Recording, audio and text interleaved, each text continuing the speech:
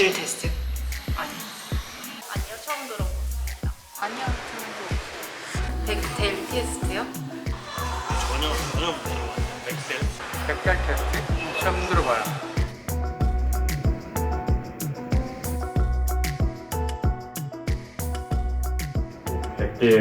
그런 걸 테스트하는 거 아닐까요? 뭔가 100가지를 테스트하는 거겠죠?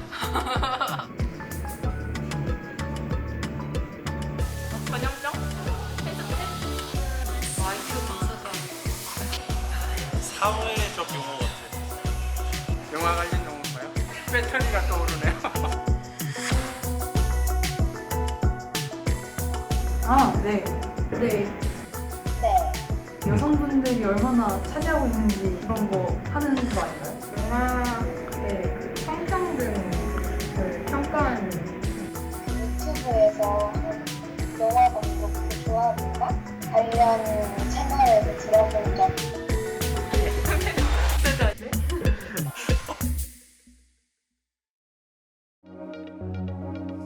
네, 안녕하세요. 백델데이 조직위원장 영화감독 민규동입니다. 반갑습니다. 네, 안녕하세요. 영화 저널리스트 이화정입니다. 네, 또 만났네요. 네, 작년에 백델데이를 우리가 시작했었는데 그때 이게 과연 성사될 수 있을까, 이게 만들어질 수 있을까, 성공의 지표가 뭘까, 그게 바로 네, 두 번째 행사가 열리는 거라고 생각했었는데 드디어. 드디어 네, 오늘 그날이 왔습니다. 백델데이 이름도 어렵다, 이름 바꿔라 이런 얘기들도 많이 들었는데 그 이후에 또 많이 이제 저희 영화인들을 만나잖아요. 시나리오를 쓰거나 연출을 할 때 한 번 더 백델데이의 그 조항들을 생각해 보게 된다, 점검하게 된다 이런 얘기를 들으면서 잘 만들었다 백델데이 이런 생각했습니다. 네, 처음에 그 문체부 성평등 정책자문회의 이렇게 지루한 데서 네, 창밖 보면서 뭐 재밌게 우리가 할 수 있는 일이 없을까 생각하다가 그래 백델 테스트를 가지고 영화제를 만들면 어떨까 이런 이제 무슨 게임 같은 발상을 했었는데 그렇죠. 네 굉장한 지지를 얻고 응원을 네. 받아서 그때 우연히 만들어졌고 그런 뭐랄까 무모함의 씨앗이 이렇게 잘 자라고 있는 걸 보니까 너무 뿌듯합니다. 네, 지금은 이 눈이 처음엔 좀 무서워 보이기도 했는데 감시하는 것 같아서 그런데 친근해졌어요. 꿈에도 나왔으면 근데 좋겠어요. 뭔가 분위기가 많이 달라졌죠. 네, 더 화사해졌죠. 네, 포스터도 그렇고 뭐 트레일러도 그렇고 그 작년보다 좀 더 다채로워진 느낌이 있는데 느낌 어떠세요? 풍성해졌다. 네, 풍성해졌다라는 생각이 들고 저는 저 백대리 그 저희끼리 이름을 그쵸, 우리 백대리라고. 캐릭터도 이번엔 새로 만들었죠. 네, 네, 네. 약간 유기적으로 막 움직이는 것 같은데 몸 안에 어떤 뜻이 있나요? 눈이 막 있어요. 그래서 저희가 원래 이렇게 그 좀 지켜보는 눈, 점검하는 눈을 생각했는데 올해 균형의 눈으로 눈을 품고 있는 그 괴물일 수도 있겠는데 백대리를 만들었습니다. 네, 뭔가 다양한 앵글에서 좀 세상을 볼 수 있는 눈을 갖춘 네. 그런 캐릭터로 좀 보이고 네. 계단을 올라가고 있는데 저거는 무슨 뜻이죠? 계단이 7개예요. 그래서 백델 아. 테스트의 7가지 조항들을 하나 통과해서 마지막 단계에 올라가면은 이렇게 성평등한 어떤 그 컨텐츠들을 만들 수 있는 어떤 목적지에 달성했다 이런. 그렇구나. 네. 비넥스트라는 슬로건도 새로 있네요. 그렇죠. 저 뒤에도 계속 더 어딘가 오를 계단이 있을 것 같은 느낌도 들고. 맞아요. 그리고 비넥스트이기 때문에 백델데이 2021이 이루어졌지만 2022, 2023 그리고 2021까지 1만 네. 년 후에도 계속 지속되는 게 좋은 건가요? 그러니까 아니 원래 성공은 네. 이런 행사가 필요 없는 날이 오면 그렇죠. 네, 네. 이 행사의 목적이 달성되는 거라고 저는 네. 늘 생각하고 있었던 것 같아요. 네. 사실 이렇게 올해 많이 다채로워질 수 있었던 거는 윤단비, 임선혜 감독님 그리고 한가람 감독님, 신하가 감독님, 김동영 감독님 이런 5명의 감독님들께서 여성 감독님들이 네. 직접 프로그램을 다 기획하고 진행하고 이러면서 더 섬세해지고 더 네. 풍요로워진 것 같아요. 맞아요. 올해는 정말 그 백델데이를 모르시는 분들, 이 이름이 뭐야, 이 백델이 뭐야라고 하시는 분들도 쏙쏙 귀에 들어오게 많은 또 트레일러도 제작을 했었어요. 네. 네네. 보신 분들도 있으실 텐데. 아까 바이러스 이름이냐 무슨 테스트가 붙으니까 네. 요즘 백신 때문에 그런 건지 이렇게 생각하시는 분도 있는데 조금씩 그런 거 알아갈 것 같고요. 네. 작년에 사실 우리가 오프라인으로 하려다가 직전에 코로나 상황으로 맞아요. 온라인으로 네. 바뀌었었는데 올해도 더 좋은 장소에서 더 많은 분들과 만나고 싶어서 오프라인 행사를 준비했었는데 아쉽게도 네. 작년보다 더 상황이 심각해져서 또 온라인으로 만나게 됐습니다. 하지만 저희가 또 내년을 또 기대하게 만드는 네. 지점이기도 하다라는 생각이 들고요. 프로그램을 좀 더 네. 다양하게 준비했죠. 네. 올해는 단편 영화 공모전도 있고요. 300편 넘은 작품이 들어왔고 네. 에세이 공모전도 하고 캐릭터 공모전도 하고 해서 영화 업계 창작자들뿐만 아니라 온 국민이 네, 정말 일반 관객분들, 시청자분들이 이 행사에 관심을 가지고 많이 참여를 해주고 있어요. 그래서 더욱 더 뜻깊은 그런 행사가 되는 것 같습니다. 네. 아마 이제 그 예고편 보신 분들 계시겠지만 작년 100대 초이스 10에 선정되셨던 임대영 감독님께서 만드셨는데 깜짝 놀랐어요. 네. 이정은 배우와 또 예수정 배우님이 합작을 하셨잖아요. 블록버스터 트레일러가 나왔고요. 그렇죠. 또 네. 애니메이션도 네. 만들었죠. 네, 특히 진짜 이정은 배우님이 촬영 감독으로 여성 촬영 감독으로 역할을 하시는데 이렇게 백대대회에는 지금까지 조명받지 못했던 어떤 여성 창작자들, 여성 현장에서 일하는 여성 스태프들에 대한 조명을 할 수 있는 그런 기회이기 때문에 예고편 보시면서 다시 또 백대대회의 뜻이 무엇인지 알 수 있는 시간이었던 것 같습니다. 네, 오늘 프로그램이 총 3부로 구성되어 있는데요. 네, 하루 종일 백델 클래스와 풍성하게. 백델 심포지엄 그리고 백델 라운드 테이블로 구성되어 있는데요. 네, 이제 그 첫 번째 클래스 이제 진행을 해야 될 텐데 네. 제가 정말 팬심과 사심으로 네. 어떻게든 모시고 싶어서 이제 초대한 귀인이 네. 와 계실 것 같아요. 귀인 너무 궁금하실 텐데 사실 저는 어떻게 감독님께서 섭외를 하셨을까? 아. 이분이 잘 안 나오시는데 그러게요. 혹시 목을 잡아 끄신 건 아닌가? 평생 한 번 쓸 수 있는 카드를 쓴 걸 수도 있고. 네, 작년에 이제 문윤성 SF 문학상이라는 심사를 같이 했었고요. 네, 그분의 책 소설도 물론 팬이지만 다른 논픽션 책까지 보고 사실 굉장히 반했고 네. 백델데이라는 행사에 와줄 수 있겠냐고 거기서 수다를 네. 좀 떨어볼 수 있겠냐고 제안을 드렸을 때 백델데이 그 이름만으로도 너무 흥미로워하시고 흔쾌히 응해주셔가지고 너무 반갑게 맞이했고 우리 오프닝을 이렇게 멋진 분과 함께 할 수 있게 된 것 같아요. 작년에 그 행사는 백들데이를 위해서 가셨던 거군요. 네, 뭐 그렇게 된 것 같은데요. 아무튼 그럼 첫 번째 네. 클래스 저희 한번 진행해 볼까요? 네, 제가 그러면은 백대 클래스의 문을 열어드리도록 하겠습니다. 지금부터 귀 기울이고 또 균형의 눈으로 같이 지켜봐 주세요. 네, 기대할게요. 네.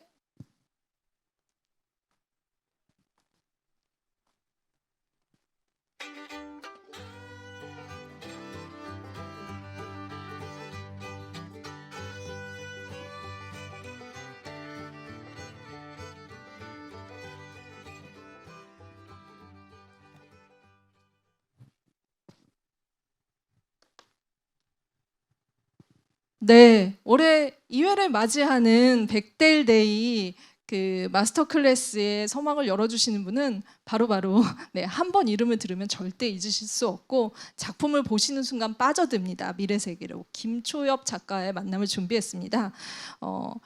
이 김초엽 작가의 작품을 주목하는 건 주목할 만한 여성 작가와의 만남을 주선한 것 이상의 의미를 가진다라는 생각이 드는데요. 바로 백델데이가 SF라는 신세계의 문을 똑똑 두드렸다 이런 생각 듭니다. 앨리슨 백델이 제안한 백대 테스트는 사실 남성과 여성의 구분을 확실히 하면서 우리가 평등한 세상을 만들어가자 이런 취지가 있었는데 SF 장르에서는 우리가 흔히 접해온 AI 그리고 또 뭐 외계인 이런 존재들은 사실상 양성평등 그 자체를 초월한 존재다 이런 생각이 듭니다. 수많은 여성 작가들이 이렇게 SF 장르를 상상력의 무대로 삼는 이유이기도 할 텐데요. 올해 저희가 이렇게 김초엽 작가님에게 백델데이의 마스터 클래스로 만남을 제안한 것도 그런 이유가 아닐까 싶습니다. 2017년 관내 분실 그리고 또 우리가 빛의 속도로 갈 수 없다면 이런 작품들을 발표하면서 파란을 일으키셨죠. 올해 또 이렇게 지구 끝에 온실 장편을 발표하면서 꾸준하게 작품 활동하고 있는 김초엽 작가님 맞이하겠습니다. 여러분들 보고 계신 분들도 마음속으로 큰 박수 부탁드리고요. 저희도 현장에서 박수 한번 드리겠습니다. 네. 크게 박수 소리가 들리는 것 같다라는 생각이 듭니다. 일단 작가님께 마이크를 넘겨드려야겠죠. 그 백델데이 2021의 첫 문을 마스터 클래스로 열게 되셨어요. 인사 부탁드릴게요. 안녕하세요. 너무 반갑고요. 백달대라는 어떤 행사의 이야기를 들었을 때 정말 이런 행사를 다들 기다리고 있었겠다 이런 생각을 정말 많이 했습니다. 왜냐하면 저도 영화를 보면서 항상 아쉬웠던 것이 여성 인물들이 활약을 더 많이 보고 싶다라는 것이었는데 거기에서 주목하는 이 일종의 영화제를 연다는 게 저에게는 이 행사는 정말 가야겠다라는 생각을 들게 했었고요. 또 여기 현장에 와 보니까 이 엄청난 캐릭터가 있잖아요. 그렇죠. 저는 이 캐릭터를 인스타그램에서 한번 보고 실제로 네. 이렇게 크게 보는 건 처음인데 와 보니까 정말 성별 정체성뿐만 아니라 어떤 인종과 모든 것을 초월한 그런 캐릭터의 모습이 아주 마음에 듭니다. 네. 네, 작가님께서 이 SNS에 이렇게 행사 홍보를 잘 안 하시는데 이 백달데이는 하셨다고 그만큼 이제 애착을 가지신 거일 수도 있을 것 같고 혹시나 이제 그 좀 많이 안 보실까봐 걱정도 드셨다고 하셨어요. 걱정을 했어요. 많이들 들어오시기를 유입되시기를 바라면서 일단은 그 제안 받으셨을 때 아까 민규동 감독님께서는 흔쾌히 이제 허락을 하셨다라고 하셨는데 좀 각오도 있으셨을 것 같아요. 이 자리에서 꼭 들려줘야겠다라는 말씀도 있으셨기 때문에 이 자리가 필요하지 않았을까라는 생각도 들거든요. 앞으로 이제 질문에 대해서 네. 하면서 얘기를 할 수 있을 네. 것 같은데요. 그래도 제가 이런 여성 캐릭터 창작에 대해서 고민을 되게 많이 하거든요. 그런데 이제 거기에만 딱 집중한 행사는 사실 잘 없다 보니까 네. 오늘 이 행사가 저에게도 좀 특별한 의미가 될 것 같습니다. 네, 유일무이한 행사로 백달데이를 정의를 해주셨고요. 일단 이제 그 저희 또 토크 보시면서 질문 있으신 분들은 질문 주시면 실시간으로 작가님께 전달해주는 그런 시간도 가지도록 하겠습니다. 지금 사실은 저는 좀 약간 이제 그 작가님의 작품에는 항상 우주, 미래 이런 얘기가 들어가잖아요. 근데 마침 또 장편을 발표를 하셨어요. 그래서 좀 그 생각도 들더라고요. 진짜 이런 유일무이한 백달데이 행사를 위해서 작가님이 거기에 딱 맞춰서 장편을 발표하신 게 아닐까라는 생각이 들었는데 벌써 서정가가 뜨거웠어요. 베스트셀러예요. 근데 이 정도 예상하셨어요? 장편 첫 장편인데. 저 예상은 전혀 못했고요. 이렇게 많은 분들이 기다려 주실 줄은 몰랐는데 이렇게 기다려 주시는 분들을 보고 좀 감동받았어요. 앞으로도 되게 열심히 써야겠다 생각했습니다. 열심히 써야겠다. 그럼 다음 작품을 빨리 기다리게 만드는 그런 말씀을 해주셨습니다. 혹시 그 독자들의 반응 중에 이 장편 발표에 대해서 가장 좀 인상적이었던 소감이 지금 생각나신다면 어떤 게 있었을까요? 제가 그래도 인스타그램에서는 리뷰를 좀 보는 편인데 네. 근데 이게 사실 제가 이번 장편에서 이 부분은 진짜 독자님들이 읽어도 재밌겠다라고 쓴 부분은 말을 하면 스포일러예요. 그러다 보니까 네. 독자님들이 리뷰에 스포일러라고 쓰지를 못한다고 이렇게 네. 쓰는 걸 보고 뭔가 내심 기분이 좋았어요. 내가 이제 이렇게 밀당을 하고 있다 독자분들이랑 그런 뜻이 아닐까 싶은데 진짜 이 장르 문학이고 계속 이렇게 뒤로 갈수록 어떤 일들이 벌어질지 모르는 그런 작품들을 꾸준히 써오셨습니다. 2017년부터 정말 한시도 쉬지 않는다라는 생각이 들 정도로 작품 집필을 하셨는데 이번 작품도 굉장히 독특한 세계예요. 넝쿨 식물이 정말 끝도 없이 자라서 모든 것들을 뒤덮게 될 것 같은 디스토피아의 세계를 그리고 있어요. 지구 끝에 온실이라는 어떤 제목 안에 그 세계가 상상이 되는데요. 항상 어떻게 보면은 작가님께서 뭔가 세상의 모순을 바라보고 있다? 이런 생각이 들었거든요. 이렇게 넝쿨 식물이 자라는 이 희망이 없는 세상에서 어떤 그 유토피아를 꿈꾸는데 그 유토피아가 우리가 생각하는 정말 모든 것들이 완벽한 세상은 아니라는 생각이 들었어요. 근데 장편에서도 그 세계관을 그대로 가져가셨는데 어떤 고민이 있으셨고 어떤 미래를 좀 그리신 건지. 기자님 말씀하신 것처럼 이번 조사를 쓰면서 가장 많이 고민했던 게 어떤 모순성인 것 같아요. 어떤 모순성과 양면성에 대해서 그려보고 싶었고요. 사실 이 식물이라는 소재를 선택했을 때 떠올릴 수 있는 되게 흔한 이미지가 있잖아요. 그러니까 멸망한 세계가 나오고 이렇게 막 식물이 등장하면 뭔가 멸망한 세계를 식물이 회복시킬 것 같다 이런 이미지가 되게 뻔하게 떠오르는데 네. 왠지 그 뻔한 이미지 이면에 있는 막 뭐랄까요 좀 이 백조의 발버둥 같은 그런 느낌을 좀 살려보고 싶었어요. 그래서 우리가 결과적으로 봤을 때 나아진 세계를 목격할 수 있지만 거기까지 나아가는 길이 정말로 지난하고 힘들잖아요. 그리고 한편으로 생각해 보면 제가 지금 살고 있는 이 사회가 물론 아직까지도 굉장히 많은 차별과 소외가 남아있지만 그럼에도 과거에 비해서는 굉장히 많은 것이 달라진 세계인데 이 변화를 만들어내기 위해서 힘썼을 사람들을 생각하면 네. 그러니까 내가 지금은 달라진 세계를 목격하고 있다고 해서 그 이면에는 어떤 굉장히 힘든 과정들 그리고 네. 그분들이 마주해야 됐을 모순들 이런 것들이 너무 쉽게 덮여버린 게 아닐까 생각이 드는 거예요. 네. 네. 그래서 이번 소설을 쓰면서도 어떤 변화를 만들어내는 사람들이 얼마나 많은 양면성과 모순과 투쟁하며 그 변화를 만들어내는지 네. 이런 문제들을 좀 다뤄보고 싶었던 것 같습니다. 네, 어떻게 보면은 먼 미래의 얘기지만 그래서 지금의 우리 사회를 다시 한번 바라보게 한다 이런 생각이 드는데요. SF의 여러 장르 중에서도 작가님이 이 단편부터 지금 장편에 이르는 작업을 생명공학 SF로 분류를 하셨어요. 생명공학 SF라고 하시고 그 안에 어떤 얘기들을 담을 수 있는 걸까요?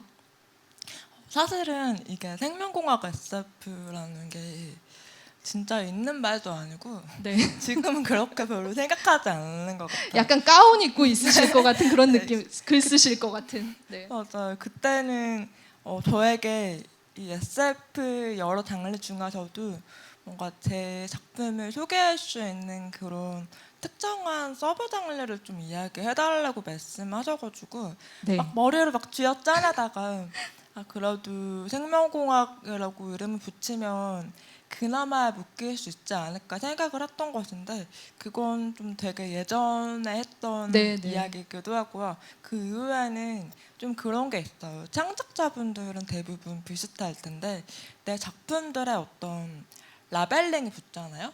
그러니까 네, 이 네. 작가의 어떤 작품들은 이런 카테고리로 묶일 수 있다라고 이런 말을 들으면 그 다음에는 이걸 벗어나는 뭔가를 만들고 싶어져요. 네, 그러니까 네. 나를 규정할 수 없게 자꾸 뭔가 다른 걸 만들고 싶어지는 거죠. 네, 네. 그러다 보니까 그때 생명공학 SF라고 말했던 것은 아마도 관내분실 같은 어떤 인간의 뇌에 대해서 네. 말하는 그런 SF들이 포함될 수 있을 것 같은데 그 이후에 쓴 작품들은 포괄이 되지 않기 때문에 네. 그냥 생각해보면 지금 새로운 말을 또 만들어야 되네요. 네. 네.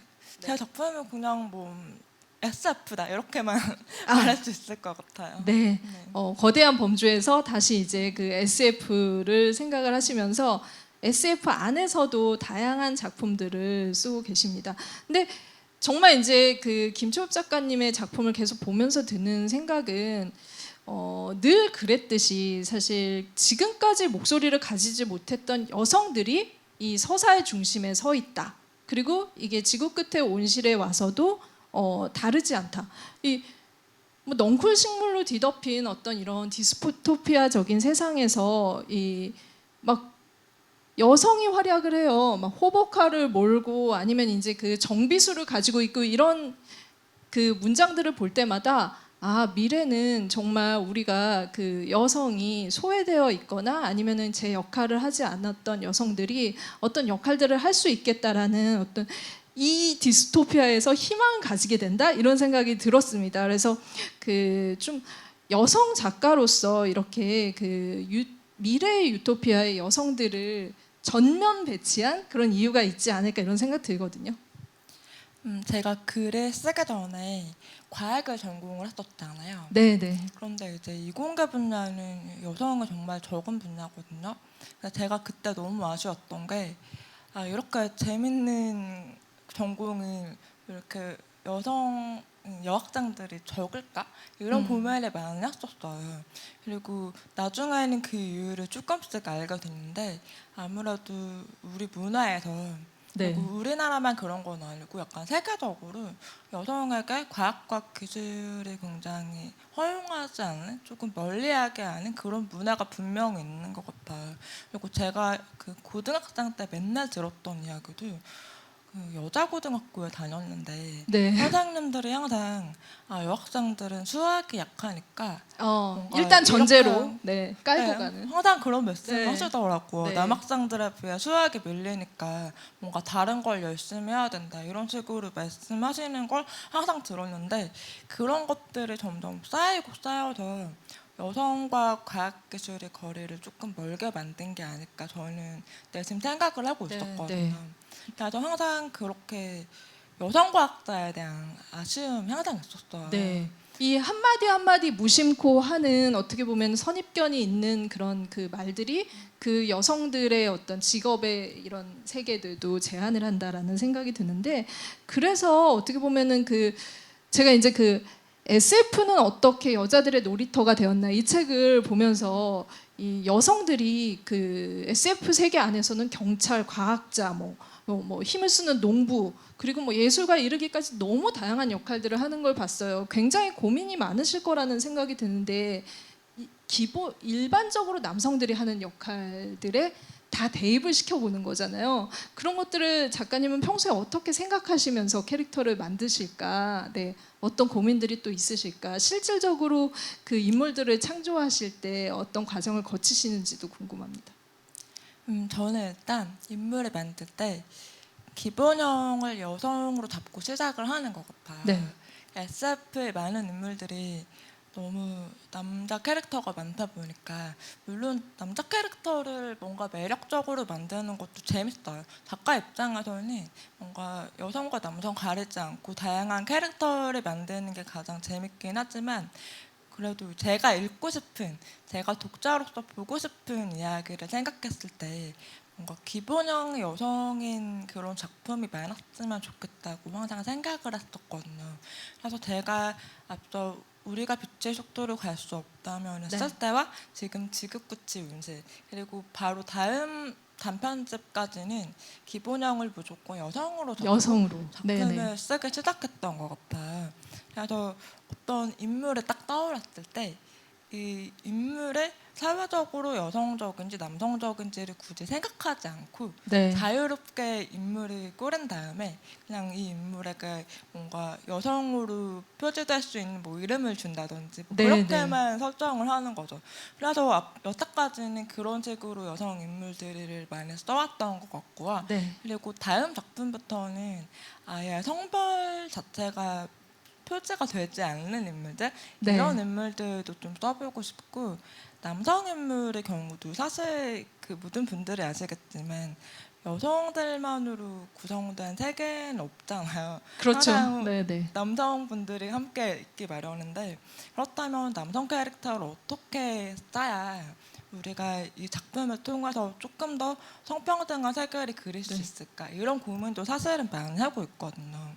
그래서 여러 가지 고민을 하면서 인물이 여성과 남성 어느 쪽으로 분류되지 않는 혹은 사회적으로 남성적이라고 여겨지지만 사실 여성으로 분류되는 이런 다양한 네, 네. 조합들을 시도해보고 있는 것 같습니다. 네. 아마 또 이제 곧 발표할 많은 작품들에서 이런 성평등에 대해서 고민하는 캐릭터들이 많이 나올 것 같다는 생각이 들고 작가님의 답변에서도 그 힌트를 얻었던 것 같습니다.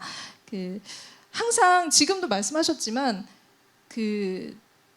일단 디폴트가 남성인 세상인 것 같아요. 그러니까 말을 하지 않으면 이건 남성이라는 생각을 누구나 가지고 있고 이런 이야기들은 보이지 않는 여자들이라는 책에 편향된 데이터는 세상의 절반을 어떻게 지우는가 이런 책에서도 이 얘기가 데이터로 수치로 구체화되어 있어요. 그래서 예를 들면 이제 그 오케스트라단을 구성을 할 때 정말 남성 위주로 뽑는다는 거죠. 근데 가리고 테스트를 하면 이 여성들이 훨씬 더 많아지고 지금은 여성들이 많이 또 이렇게 참여하는 추세다 이런 결과가 있습니다. 그래서 이 작가님의 세계에서는 그래서 우리가 어떻게 보면은 이렇게 간과했던 여성들의 이름을 붙여줬다라는 게 저는 정말 획기적인, 이거는 이게 과학에서 말하는 뭐 발명이나 이런 얘기를 쓰는데 아마 이제 이 작품의 세계에서도 발명이라는 세계를 써도 될 정도로 굉장히 획기적이다라는 생각이 들었어요. 그래서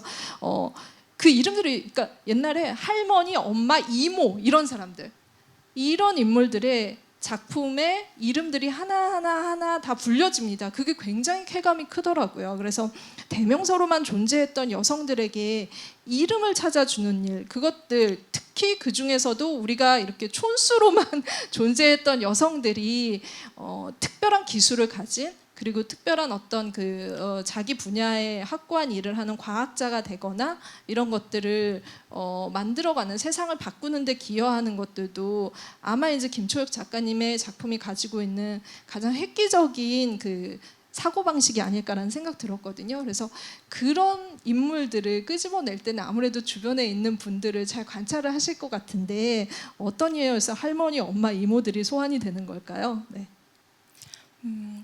일단 기자님 말을 들으면서 생각이 났는데 방금 질문하신 것과 조금 다른 얘기긴 한데 제가 작품을 쓰면서 뭔가 이 인물을 처음부터 여성이다 이렇게 막 엄청 드러내는 타입은 아니거든요. 네. 그러다 보니까 독자님들이 읽으면서 이 인물들을 남자라고 생각하고 읽으실 때가 맞아요. 있어요. 스펙트럼이나 뭐 이제 여러 개서 노인 뭐 이렇게 나오면은 노인 남자겠구나 이렇게 생각하고 읽다가 갑자기 이렇게 탁 한 대 맞은 것 같은 그런 느낌 들거든요.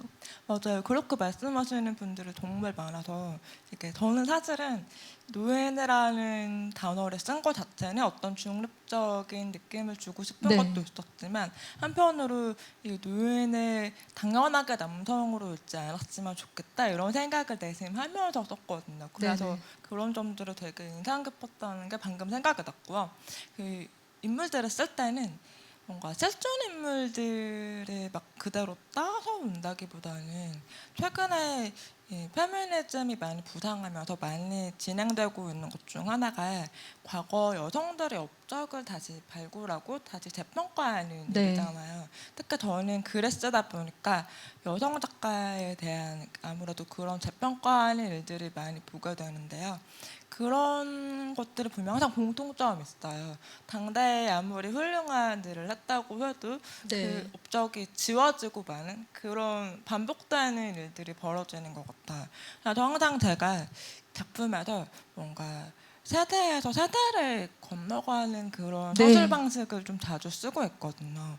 다음 세대가 전 세대의 여성을 이해하게 되거나 혹은 이해하지 못하더라도 네네. 어떤 가치를 넘겨받는 그런 서술을 자주 하고 있는데 네네. 아무래도 이런 것들이 좀 과거의 여성들을 잊지 않고 또 기억하는, 미래의 불러오는. 가능성을 네네. 열어주고 싶다.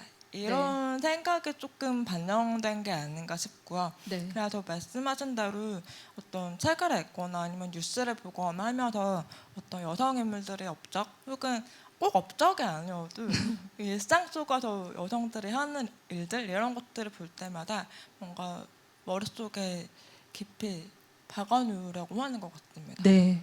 정말 중요한 지적을 해주셨어요. 사실 저도 이제 그 예전에 할아버지 이름은 아는데 할머니 이름은 모르더라고요. 그걸 어느 순간 딱 깨달으면서 지금 나도 언젠가는 할머니가 될 텐데 그럼 나의 이름도 지어지겠구나라는 생각에 정신이 번쩍 들었던 생각이 납니다. 어떻게 보면 작가님 그 작품 안에서 흔하게 쓰는 그 노인이라는 말을 툭 던지는 이유도 그 노인을 통해서 나중에 그 인물이 여성이 됐을 때 이 관객들에게 또 한 번 남성과 여성의 그런 경계가 없는 세상을 한번 생각해 보게 만드는 그런 장치가 아닐까라는 생각이 듭니다. 작가님께서 되게 중요한 말씀을 해주셨는데 지금 이제 그 다음 세대의 어떤 여성들이 전 세대의 여성에 대해서 한 번 더 생각해 보는 그런 구성을 많이 쓴다고 하셨어요. 이번 작품 지구 끝의 온실에서도 그 이희수, 지수 뭐 이런 인물들이 어린 여성인 아영이나 나오미에 의해서 한 번 더 이렇게 보여지게 되고 그들을 어떻게 보면은 좀 약간 나의 롤모델로 삼기도 하고 이 사람들이 어떤 생각을 하고 있을까에 대해서 계속 지속적으로 파나가는 것이 이 지구 끝의 온실에 끝까지 읽게 만드는 힘이라는 생각이 드는데요. 저는 이제 나의 우주 영웅에 가나요가 생각났어요. 이 단편 작품이 생각났어요. 그때도 우주 여행사로 발탁이 됐던 본인의 나의 화자의 이모에 대한 얘기잖아요. 이모고 그 이모의 이름이 최재경이고 사람들에게 잊혀졌지만 오히려 조카에 의해서 다시 한번 그 이모가 그 당시에 어떤 생각을 하고 우주 비행사로서 어떤 고민과 억압이 있었을까. 그 안에는 그 억압이 개인적인 것이 아니라 단순히 개인을 넘어서서 여성에 대해서 사람들이 가지고 있는, 사회가 가지고 있는 편견을 드러내는 역할들을 보여줍니다. 그래서 이렇게 꾸준히 존재하는 닮고 싶은 여성, 영향을 주는 여성이 이 작가님의 작품 안에서 계속 제시된다라는 생각이 들어요. 굉장히 중요한 작업이라고 생각이 되는데 이런 인물을 또 만드실 때 혹시 이제 실제로 이제 미래의 인물이지만 레퍼런스로 삼는 인물들이 있으신지 어떻게 또 이렇게 롤모델이 되는 인물들을 만드실까라는 생각도 해봤습니다. 네.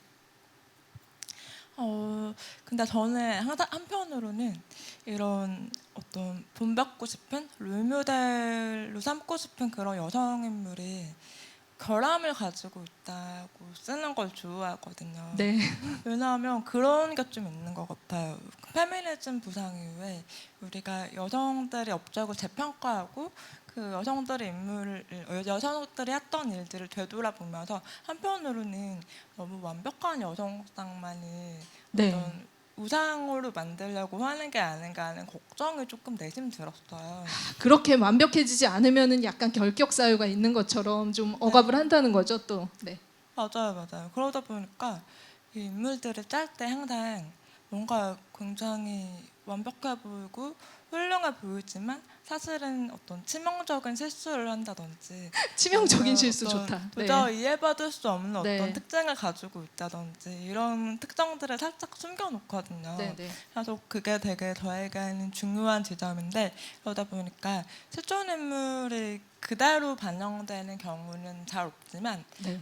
저는 그런 걸 좋아해요. 여성 과학자들이 전기에 읽는 걸 좋아하거든요. 아, 네네네. 그러면 여성 과학자들이 어떤 위험만이 아니고 그 아래에 있었던 어떤 로맨스라든지 아니면 그 개인적인 그 개인사들 이런 네. 것들을 같이 살펴볼 수 있어서 뭔가 이 여성 인물이 그냥 위인전에 나오는 굉장히 완벽한 여성상이 아니라 정말 입체적인 한 명으로 바라볼 수 있게 되는 것 같아요. 네. 그래서 지금 우리가 현실에서 만나는 많은 여성 롤모델들은 아무래도 좀 단면적인 부분만 보여질 수밖에 없잖아요. 그게 아니고 조금 더 예전에 살았던 사람들, 예전에 살아서 그 그림자까지 살펴볼 수 있는 사람들을 주로 제 인물의 참고가 되는 것 같습니다. 네, 뭐 그림자까지 이렇게 다 쫓아서 이 작품의 그 인물을 구성하실 때 만드신다는 얘기 들었는데 이렇게 작가가 관찰을 하는 게 보통 일이 아니다라는 생각이 듭니다. 이 백대리의 균형의 눈을 작가님이 이미 몸 안에 이렇게 장착을 하고 계신 게 아닌가 그런 생각이 드는데요. 진짜 여성 과학자 책은 저도 한번 더 이렇게 이번 계기로 찾아봐야겠네요. 일과 사랑, 사랑과 전쟁 이런 키워드로 과학자들을 하나하나 해부해보는 그런 시간을 가지고 여러분들도 지금 이제 그 작가님의 작품에 어떻게 보면은 모태가 되었을 수도 있는 그런 작품들을 찾아보시면 좋을 것 같습니다. 사실 저희가 이제 백대데이 행사를 하면서 김초엽 작가의 이름을 떠올린 이유는 제가 이제 서두에 말씀드린 여러 가지 중요성이 있겠지만 더 이제 욕심을 내서 얘기를 해보자면 영화계가 김초엽 작가의 소설을 너무 사랑해요. 그건 느끼셨죠? 제가 뭐라고 대답을 해야 될지. 얼마나 많은 분들이 사실 만나보고 싶어하고 작가님의 작품을 영상화 시켜보고 싶다 이런 꿈들을 다들 꾸고 계신다라는 생각이 들고 그렇게 하기에 너무 이제 그림이 그려지는 작품들이라는 생각이 듭니다. 그래서 좀 그 분위기를 좀 평소에 제안들을 많이 받지 않을까라는 생각도 드는데 어떤가요? 네. 네, 그런 것 같습니다. 감사합니다. 네, 물밑으로 많은 이제 그 계약에 그런 관련된 일들이 이루어지고 있지 않을까? 그래서 벌써 이렇게 한 작품 한 작품 나올 때마다 이 작품은 누가 채갈까? 라는 생각을 하게 되고 지구 끝의 온실도 그래서 기대가 됩니다. 이 넝쿨이 온 세상을 뒤덮고 있는 그런 디스토피아를 과연 어느 감독님이 그려내실까 벌써부터 궁금해지는 생각이 드네요. 그래서 작가님과 영화 안에서 이제 그 SF 영화 우리가 어떻게 보면은 한국 영화 안에서는 최근까지는 좀 비어 있는 부분이고 장르라는 생각이 들어요. 그래서 어떻게 보면은 미개척의 영역이기 때문에 이 SF 장르 서사 안에서 여성에 대한 남성에 대한 그 우리가 지금 세상을 살아가고 있는 성에 대한 그 성평등에 대한 생각을 지금부터 잘 오히려 꾸려갈 수 있는 그런 장르가 또 SF 장르가 아닐까라는 생각이 들어서 작가님께도 이 SF 장르가 영상으로 만들어질 때 어떤 생각들을 또 가지고 계실까 이런 얘기들을 좀 나눠보면 좋을 것 같습니다. 근데 제가 이제 그 뭐 할리우드 영화부터 이렇게 쭉 돌아봤을 때 SF 안에서의 여성 캐릭터가 기억에 남는 캐릭터가 누가 있을까 좀 생각을 해봤어요. 뭐 명불허전이죠. 에이리언 2의 그 리플리 시고니 이 전사 외계인과 싸우는 전사의 모습을 보여줬었고 근데 또 이제 뭐 이렇게 노동자이자 전사 이전에는 이게 다른 캐릭터들도 있어요. 작가님이 많이 그리시는 과학자들도 할리우드 영화에는 많이 있더라고요. 콘택트의 조디 포스터 생각나실 거예요. 엘리 박사죠. 네. 그리고 또 뭐 좀 최근이죠. 그래비티의 스톤 박사, 산드라 블록 과학자가 이렇게 막 액션을 하는 그런 캐릭터도 생각이 나고요. 또 이렇게 한국 영화에서는 승리호의 장선장 우리의 김태리 배우님께서 우주에서 호기를 부리는 그런 우주 해적단의 선장으로 나오기도 했는데요.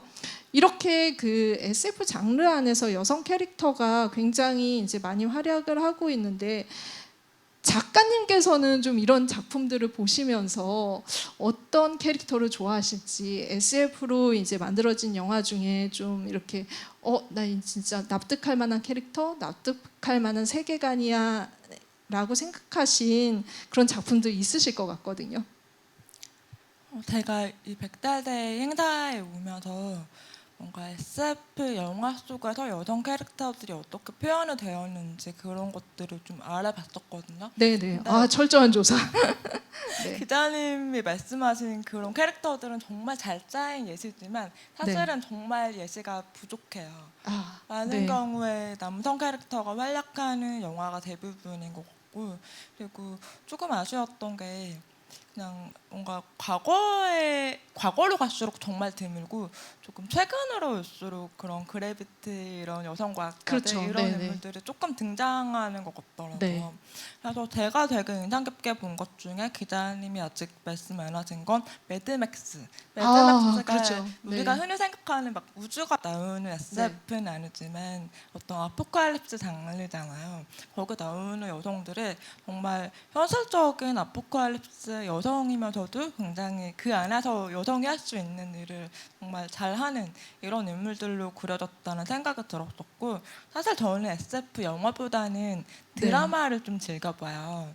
그래서 SF 궁금하네요. 드라마 시리즈들을 많이 보는 편인데 근데 제가 최근에 굉장히 중요하게 생각하는 부분 중 하나가 그 SF계에는 어떤 그 세계적인 팬덤을 가지고 있는 프랜차이즈가 여러 개 있잖아요. 그렇죠. 스타트렉, 스타워즈, 닥터 이 정도를 예시로 많이 드는데 근데 굉장히 재밌는 게 최근 몇 년 사이에 이 프랜차이즈의 주인공들이 전부 여성으로 바뀌었어요.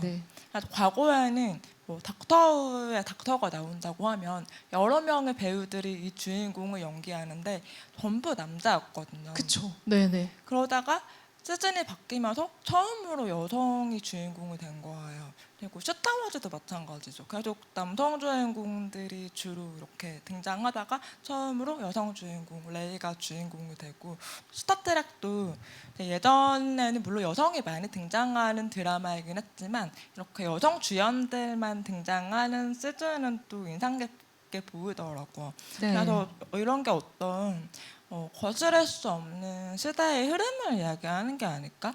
네. 아무리 남성 주인공들이 활약해온 장르라고는 하지만 정말 이렇게 여성 인물들이 등장할 수밖에 없는 시대가 된 게 아닐까, 그런 생각을 하기도 했었고, 그래서 앞으로는 좀 더 많은 여성 인물들이 이 SF 장르에 등장하지 않을까 많은 기대를 하고 있습니다. 네, 사실은 그 기대에 대해서 좀 충족을 시켜주는 첫 주자 이런 생각도 드는데, 마침 또 이제 그 스펙트럼이 벌새 김보라 감독님의 그 연출로 다시 또 이렇게 영상화되는 그런 과정을 거치고 있어요. 김보라 감독님이 굉장히 이제 그 힘들어하시더라고요. 이 SF의 거대한 세계에서 이제 작품을 지금 시나리오를 쓰시느라.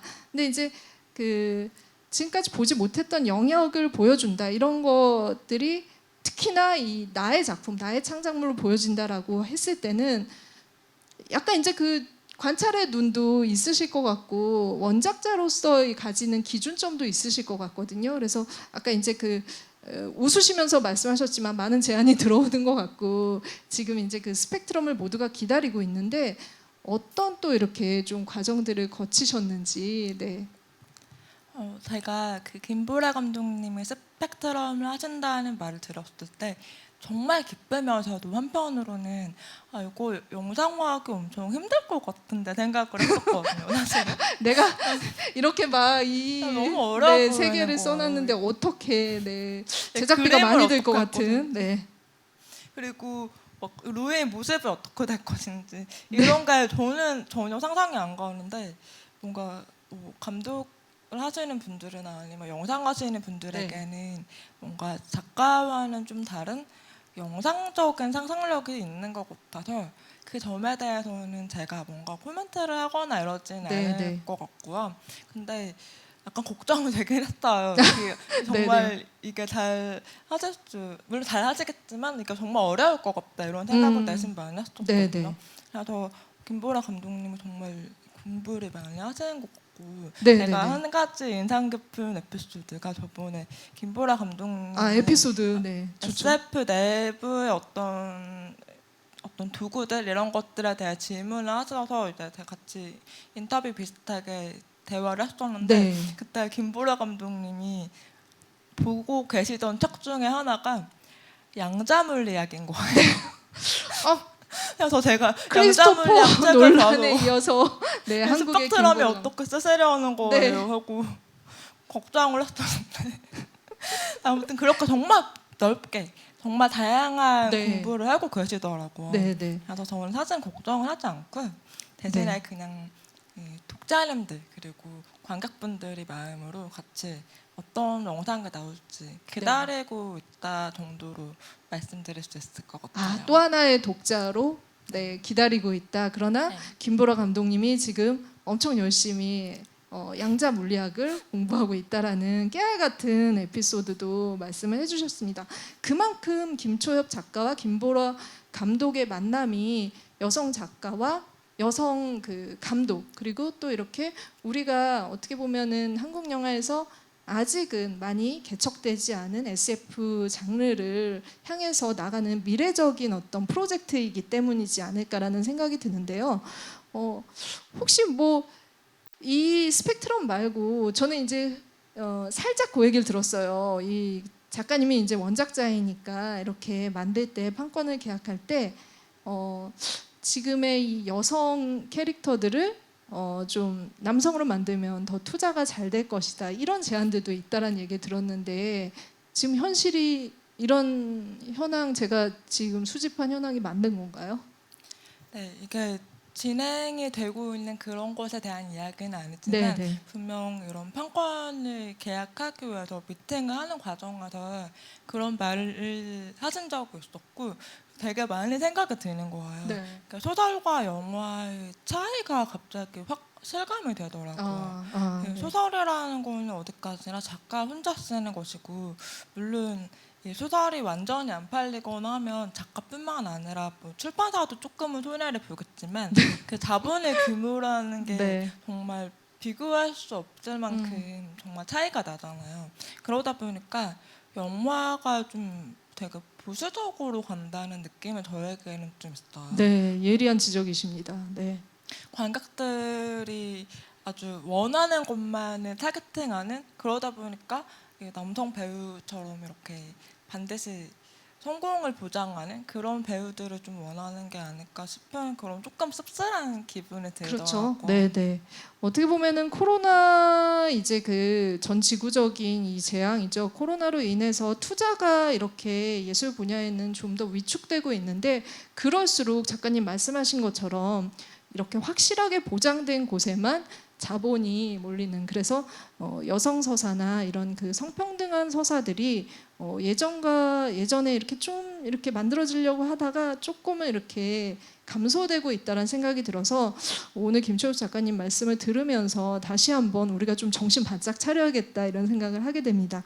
제가 또 저희가 이 사전에 독자분들께 김초엽 작가의 만남을 사전 공지를 좀 했어요. 그러면서 질문들이 있으시면은 보내주시면은 소개를 해드리겠다고 했는데, 먼저 이 독자분들, 팬분들의 질문을 사전 질문을 보면서 작가님과 대화를 이어나가도록 하겠습니다. 네, Our Sunset이라는 분이 질문을 주셨는데요. 작가님이 이번 장편 집필하실 때 인상적이었던 작가님만의 에피소드가 있으셨는지 궁금합니다라고 하셨습니다. 제가 정말 인상적이어서 몇 번 이야기를 한 적이 있거든요. 이번 장편이 배경 중에 하나가 말레이시아예요. 네네. 그리고 여기서 말레이시아의 어떤 식물들에 대한 묘사를 해야 되잖아요. 그렇죠. 네. 근데 식물 묘사를 할 때 되게 난관 중 하나가 뭐냐면 나라마다 이름이 너무 다르고 나라마다 식물이 너무 다르다는 거예요. 같은 식물인데도 다르게 부르기도 하고, 또 식물의 종류도 한 번도 네. 우리가 보지 못한 것들도 있고. 너무 네. 다른 거예요. 그러다 보니까 이 식물의 이름을 어떻게 써야 될까, 이게 너무나 고민이 많이 돼서 말레이시아에만 살고 있는 식물들을 뭔가 학명으로만 써버리면 너무 딱딱할 것 같고 네네. 그렇다고- 읽기 힘들죠. 네. 그렇죠. 영어로만 쓰면 또 그것도 이상할 것 같고 네네. 그래서 엄청 고민을 했었는데요. 근데 제가 이걸 엄청 고민하다가 정말 금광 같은 자료를 하나 발견했어요. 아, 그게 네네. 뭐냐면 한국의 국립수목원에서 네. 말레이시아의 자생 생물들을 연구한 어떤 도감을 만든 거예요. 한국에서 말레이시아에. 네네. 엄청난 작업들이 진짜- 이루어지고 있네요. 이게 왜 존재하는 걸까? 네, 저는 네. 되게 의문을 가지면서 이 도감을 봤었는데, 알고 보니까 뭔가 한국 국립수목원이 모든 나라에 대해서 그렇게 만드는 건 절대 아니고 오직 말레이시아와 한국의 어떤 네. 연구 결연 같은 걸 비슷하게 해서 같이 자생생물을 연구하는 네. 그런 프로젝트 중 하나였던 것 같더라고요. 네. 저는 되게 뜬금없이 이런 도감에 굉장히 큰 수혜를 받은 소설가가 된 거죠. 이렇게 이 연구는 어떻게 보면은 김초엽 작가님의 첫 장편의 그런 밑거름이 되기 위한 프로젝트이었을 수도 있겠다. 그렇게 말했으면 결과적으로 이런 좋은 작품이 나왔기 때문에 이런 투자들은 정말 돌고 돌아서 너무나 필요하다라는 생각이 들어서 과감하게 이런 결연들이 이루어졌으면 좋겠다라는 생각이 드네요. 네, 에피소드는 국립수목원, 한국 국립수목원에서 말레이시아의 그런 식물들을 연구하고 있는 책이 존재한다라는 거, 그걸 보시면은 지구 끝에 온실의 그런 묘사들을 조금 더 자세하게 알 수 있을 것 같고, 이 작품 판권을 구매하시는 나중에 이제 그 연출을 하실 감독님도 이 책도 보시면은 미술을 구현하는데도 도움이 되지 않을까라는 생각이 듭니다. 또 실시간 질문이 올라오지 않을까요? 네, 실시간 질문들과 또 이제 그 온라인으로 받은 질문들을 기다리면서 제가 지금 올라오는 동안 저도 질문을 하나 좀 더 이어나가 보도록 할게요. 제가 이제 그 백델데이에 너무나 어울리는 김초엽 작가님을 백들데이 2회를 맞이하면서 어떻게 보면 첫 번째 작가님으로 모신 게 굉장히 좀 고무적인 일이다 이런 생각이 들었습니다. 이 SF 장르에서는 저는 그런 생각이 들어요. 그러니까 우리가 항상 이제 그 뭐 여러 가지 성을 이렇게 구분짓고 그거에 대한 편견이나 차별들이 그런 부분들에 대해서 항상 있게 마련이잖아요. 그런 것들을 어떻게 우리가 좀 극복하고 나아갈 것인가가 숙제인데 미래 세계를 그리는 SF 장르 안에서 그려지는 존재들, 그러니까 백대리 같은 약간 비슷하게 생긴 외계인이나 또 아니면 AI라는 존재를 보면은 굉장히 비중 있게 등장을 하잖아요. 근데 이들은 성별을 알 수가 없거나 굳이 성별을 표현하지 않아요. 그래서 어떻게 보면은 젠더의 상상력을 끊임없이 발현할 수 있는 아주 중요한 장르가 SF가 아닐까라는 생각이 듭니다. 그래서 이제 그 작가님한테 이 SF의 어떤 그런 인물들을 묘사하는 이런 것들이 큰 즐거움이 될 것 같다라는 생각도 들고 상상력을 무한하게 발휘한다라는 어떤 것들이 주어지기도 할 거라는 생각이 들거든요. 좀 어떻게 생각하시는지 그 부분에 대해서. 맞아요. 저도 SF의 가장 큰 장점이 현실에서는 가볼 수 없는 곳까지 아주 멀리 가볼 수 있다는 게 장점인 것 같고요. 근데 한편으로는 조금 고민도 들고 있습니다. 이런 상상력을 펼칠 때 그냥 너무 자유롭게 멀리 가버리면 우리 현실의 독자들이 이것을 봤을 때 네. 정말 즐겁기만 할 것인가, 이렇게 멋진 세계를 여행하고 다시 돌아왔을 때 내가 속해 있는 현실의 나이가 너무 불만족스럽다면 이 소설과 이 현실의 관계가 어떻게 될 것인가 하는 고민이 저에게 항상 남고 있거든요. 네, 네. 그러다 보니까 이런 질문도 조금 등장하게 되는 것 같아요. 방금 어떤 이 백다리 같은 외계인의 말씀을 하셨잖아요. 네, 네. 저도 이런 어떤 무성적인 존재, 혹은 굳이 성별이 있긴 하지만 어떤 인간이 성과 관련 없는 그런 존재들이 그리는 걸 정말 좋아하는데, 한편으로 이런 존재들이 내가 성별을 지정해주지 않으면 이미 어떤 성을 가진 것처럼 독자들에게 인식이 되는 거예요. 그러니까 저에게는 아직까지 좀 어떻게 해결해야 될지 고민이 되는 지점으로 남아있거든요. 예를 들면 스펙트럼의 루이가 있잖아요. 네, 네. 루이가 과연 남성인가 여성인가 이런 질문을 해볼 수 있겠죠. 네. 저는 굳이 설정을 안 하고 만들었지만 독자님들 중에서는 뭔가 루이를 좀 더 남성으로 읽으시는 분들이 많은 것 같다고 저는 느꼈었고요. 한편으로 또 되게 딱딱하게 말하는 로봇이 있어요. 네, 어떤 네. 작품에 최후의 라이온이라는 작품에 쓴 네, 네. 굉장히 좀 정말 기계처럼 말하는 기계가 등장하는데, 이 기계가 독자들에게 성별을 가지지 않은 기계임에도 불구하고 어떤 성별을 지닌 것처럼 인식이 될 것 같다라는 생각을 한편으로 했었거든요. 그래서 이런 되게 복잡한 문제들이 있기 때문에 SF를 쓴다는 게 마냥 현실로부터 아주 자유롭기만 한 건 또 아닌 것 같아요. 네. 현실의 문제를 제대로 파악한 상태에서 그것을 SF를 통해서 어떻게 뒤틀 것인가, 이거를 고민하는 게 앞으로 저희 과제이기도 하고, 또 한편으로는 많은 SF를 쓰는 작가님들이 고민하고 계시는 문제가 아닐까 저는 생각하고 있습니다. 네. 저희가 또 사전에 받은 질문들이 있는데 저한테 지금 그 질문이 아직 안 왔거든요. 그거를 좀 가져다 주시면은 제가 소개를 해드리겠습니다. 네, 그 질문 들어오는 동안 제가 아까 그 이름을 찾아준다라는 얘기를 했는데 저는 그것도 궁금해요. 그러니까는 이 작가님의 작품 안에서 여러 이름들이 나오잖아요. 여성의 이름들이 김은아, 최재경, 이희수. 이런 이름들은 어디서 가져오실까? 작가님의 그 이름 박스라고 해야 될까요? 이 인물들을 이제 그 미래의 인물들을 구체화시키는 작업 안에서 그 이름이 차지하는 비중 얼마나 고민을 하실까? 네, 그 얘기를 좀 들어보도록 하겠습니다. 저는 이름의 뜻보다는 이름이 주는 느낌이나 분위기를 좀 우선시하는 편이거든요.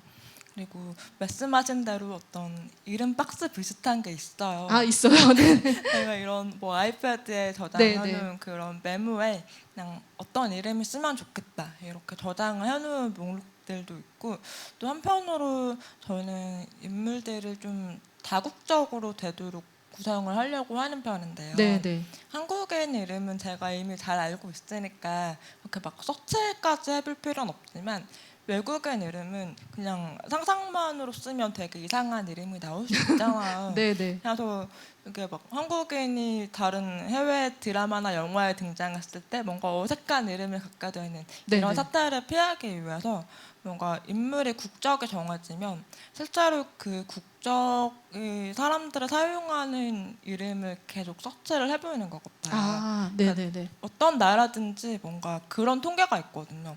가장 인기 많은 아기 이름 이런 통계가 항상 그쵸, 네. 국가마다 존재를 네. 하기 때문에 이름만 봐도 어느 나라 사람인지 좀 구별이 되는. 네. 맞아요. 네. 그런 걸 보면서 이제 이름을 정하는 편이고요. 네. 또 한편으로 제가 인물들이 어떤 젠더를 굳이 강조하지 않는 편이기 때문에 이런 인물은 뭔가 이 인물이 보여줄 수 있는 유일한 성별 지표가 될 때도 있습니다. 네, 와, 네. 어쨌든 그 이름 박스 안에 들어갈 여성들의 이름이 점점 더 많아지면 좋겠다. 한 번도 불려지지 않은 이름들이 많이 작품으로 활용되면 좋겠다라는 생각, 생명력을 받았으면 좋겠다라는 생각이 듭니다. 그 작업들, 발굴 작업을 김채엽 작가님이 하고 계신 게 아닐까. 그런 의미에서 작가님의 이름은 정말 그 이름 박스 안에 들어가기에 너무 특이하죠? 네. 그렇죠. 제 이름이 들어가면 누구나 그것을 저로 읽지 않을까요? 네, 또 하나의 또 질문을 소개를 해드리도록 하겠습니다. 김유선님께서 질문 주셨는데요. 스테레오타입을 갖지 않는 캐릭터 혹은 여성 캐릭터를 구현하기 위해서 작가님께서 기울이시는 노력이 있을까요? 라는 질문 주셨습니다. 이건 저도 여러 가지 노력을 하고 있는 부분인데, 일단 우리가 여태까지 봐온 많은 이야기 매체들이 있잖아요. 거기서 뭔가 되게 마초적인 혹은 이 인물 정말 남성처럼 쓰인 그런 인물들을 여자로 한번 뒤집어 보는 거예요. 아, 이게 실제로 제 작품에 쓰지 않더라도 뭔가 이렇게 뒤집어 보는 것만으로 여성 인물이 스펙트럼을 높일 수 있게 되는 그런 좋은 연습이 되거든요. 네네. 그래서 원래 좀 여성적으로 여겨지는 인물을 남자로 바꿔본다든지, 반대로 뭔가 막 엄청 마피아 같은 그런 인물을 여성으로 바꿔본다든지, 이런 여러 가지 변환을 통해서 제가 원하는 인물상을 좀 얻어내려고 하는 편인 것 같아요. 네네. 네. 작가님의 이제 그 질문 들어오는 동안 또 이제 작가님이 이 길을 걷게 된, 네, 저희가 미래 얘기를 하고 있는데 과거 얘기도 조금 오늘은 들어보면 좋을 것 같다는 생각이 듭니다. 사실 시작은 이제 어떻게 보면은 이 길로 오지 않으셨으면 가운 입고 어딘가에서 연구하고 계셨을 것 같은 그런 길로 시작을 하셨는데, 과학자에서 시작을 해서 또 이제 그 소설이라는 창작보다는 다른 글들을 쓰셨어요. 그러다가 2017년에 이제 등단을 하셨는데, 그 과정에서 작가님의 이제 그 작품 안에서 글쓰기가 필요했던 이유가 있을까요? 이런 창작을 하게 되신 계기가 있었다면 어떤 필요에 의해서 이 길로 접어들게 되셨는지. 어릴 때부터 글을 쓰는 것 자체는 좋아했던 것 같아요. 그게 소설이 아니었을 뿐이고 뭔가 에세이라든지 칼럼이라든지 하는 여러 가지 글들을 써왔었거든요. 그러다가 이제 과학을 좋아하고 과학을 또 전공하게 되면서 나는 뭔가 앞으로 과학에 대한 글을 쓰고 싶다 이런 생각을 자주 했었습니다. 근데 이제 소설을 쓰는 건 정말 생각도 못하고 있었다가 대학을 졸업할 무렵에 어떤 그 우연한 계기로 주위 사람들과 소설 창작 워크숍을 만들고 또 작법서를 읽게 됐거든요.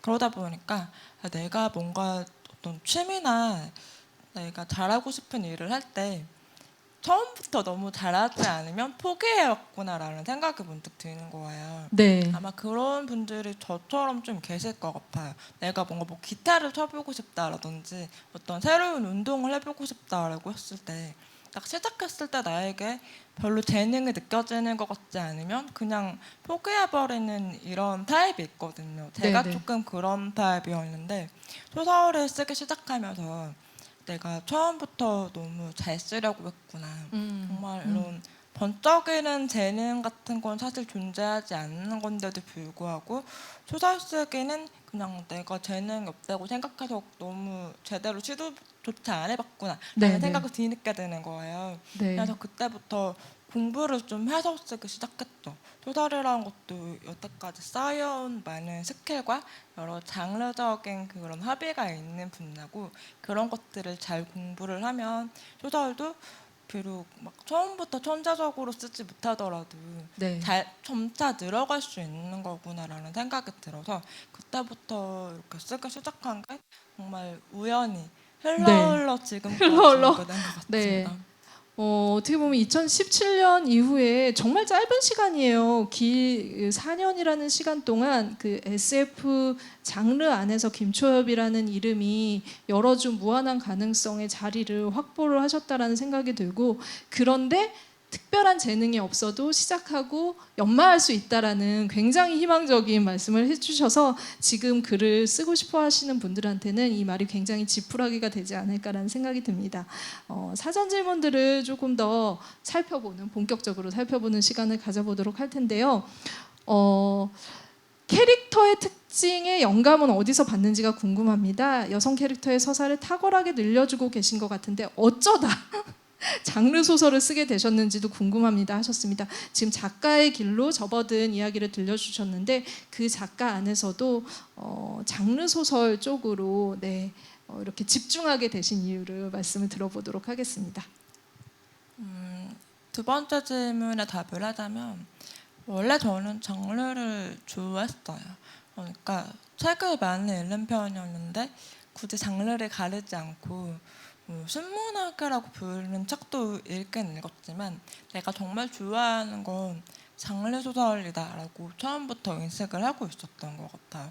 제가 어릴 때부터 아시는 분들도 있겠지만 뭔가 이런 판타지 소설을 연재한다든지 아니면 막 인터넷 소설 이런 거 있잖아요. 그런 게 막 유행하던 시기였거든요.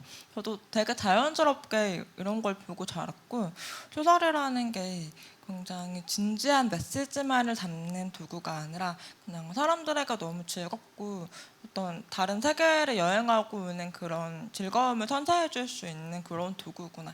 이런 건 어릴 때부터 너무 자연스럽게 습득을 했던 것 같고요. 그리고 자라서 소설을 쓸 때도 내가 뭔가 현실에 기반한 소설을 써야겠다라는 생각은 거의 하지 않았어요. 처음에 제가 쓴 소설들도 대부분 연필이 갑자기 말을 한다든지 이런 좀 판타지스러운 게 가미가 되거나 아니면 세상에서 갑자기 사랑이 사라진다든지 이런 SF라고 하기에는 좀 애매하지만 어떻게 보면 좀 환상소설에 가까운 그런 이야기들로 소설을 쓰기 시작했거든요. 네.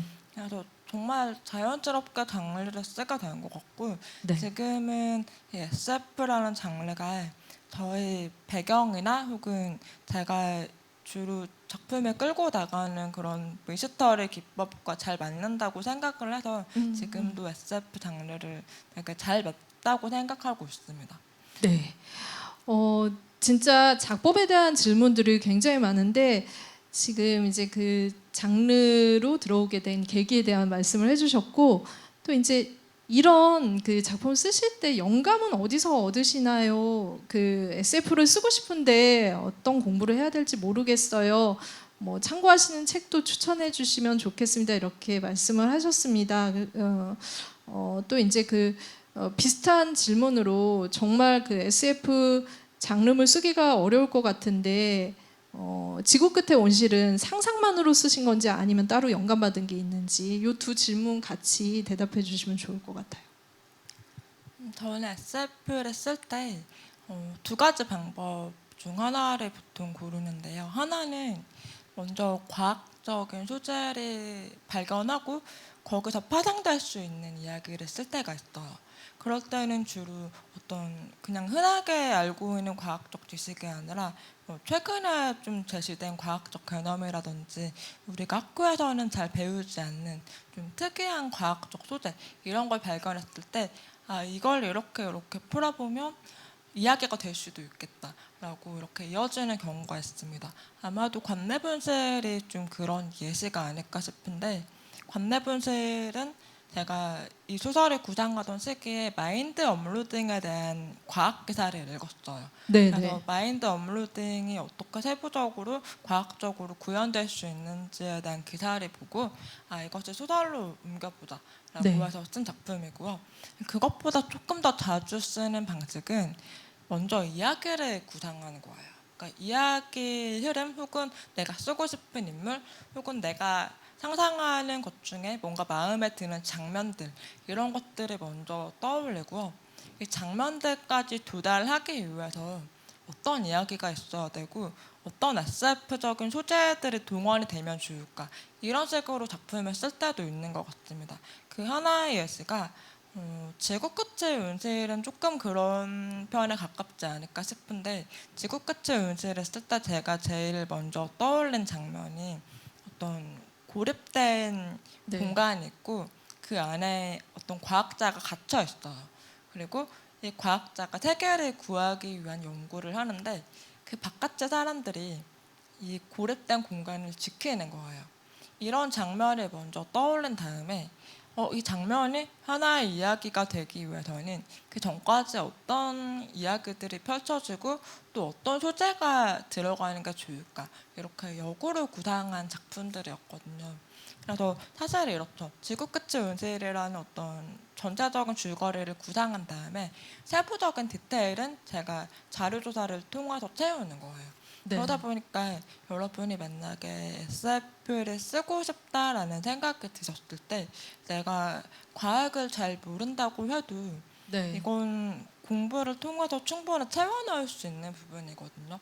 저도 과학을 전공하긴 했지만 어차피 모든 작품들을 쓸 때마다 새롭게 공부를 해야 새롭게 돼요. 또 다른 다른 자기 영역. 전공밖에는 네, 모르거든요. 물론 화학이 맨날 나오는 그런 소설을 쓰는 것도 아니고 저도 다양한 분야의 소재들을 가져오기 때문에 어떤 자료조사라는 거는 아무리 본인이 어떤 특정한 분야의 전문가라고 해도 끊임없이 할 수밖에 없는 영역이에요. 그러니까 여러분도 과학이라는 게 SF를 쓸 때 장벽이다라고 생각하시기보다는 정말 무한한 소재의 창고다라고 네. 생각하시면 조금 더 창작에 접근하기가 쉽지 않을까 생각하고 네. 있습니다. 그 과학의 여러 이제 그 새로운 개념들이 무한한 창고가 되고, 아까 이제 그 이름 박스 안에서 이름을 꺼내서 매칭해서 김초엽 작가가 그리는 그 미래 사회가 하나하나 구체화돼서 작품으로 나올 때마다 독자인 저도 여러분들도 아마 너무 즐거우실 텐데, 그래서 이 작가님의 또 이제 그 미래에 대한 생각을 궁금해하는 질문들이 있으십니다. 먼저 그 소설이 작가님이 구축하셨던 소설 속 세계관 중에서 가장 마음에 들고 살고 싶은 세계는 어디인가요? 라는 질문 주셨는데요. 저는 별로 살고 싶은 세계가 없는 것 같아요. 아 정말요? 어떡할까요? 우리 미래. 그 세계를 만들 땐 되게 재밌지만 네. 그런 거 있잖아요. 우리가 여행으로 가고 싶은 나라랑 내가 살고 싶은 나라는 좀 다르지 않나요? 그쵸. 네. 잠깐 그런 며칠 것 사는 같아요. 것과 내가 여기서 이렇게 뼈를 묻을 곳. 네.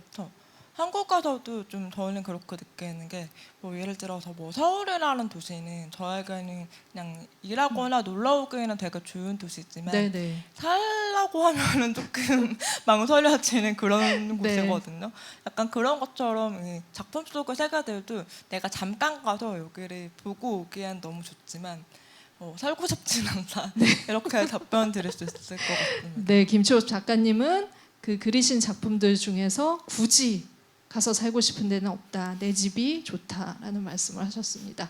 그 실시간 질문으로 홍냥이라는 아이디 쓰시는 분이 이 질문도 궁금하네요. 본인이 쓰신 소설 중에 영화 되었으면 하는 작품이나 캐릭터가 있으실까요? 라고 질문 주셨는데 얼른 이제 이 답변 들으시고 영화사에서 연락 주시면 될 것 같은데요. 네, 귀 기울여 듣도록 하겠습니다.